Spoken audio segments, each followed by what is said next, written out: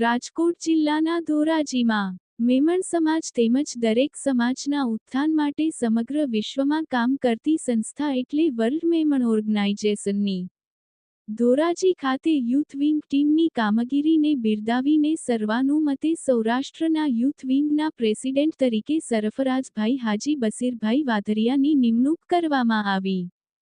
world Memon ઓર્ગેનાઇઝેશનના president Hasinbhai Aghadi, general secretary Sharifbhai Memon, Ehsanbhai Januhasan, India chapter youth convener Yaminbhai Thara, Gujarat convener Moinulbhai Mithani, Dhoraji city chairman Imtiyazbhai પોઠિયાવાળાની સૂચનાથી Saurashtra youth વિંગના પ્રેસિડેન્ટ તરીકે સરફરાઝભાઈ હાજી બસીરભાઈ વાધરિયાની સર્વાનુમતે નિમણૂક થયેલ, જેને ધોરાજી મેમણ સમાજના આગેવાનોએ સાલ ઓઢાઓને ફૂલહાર કરી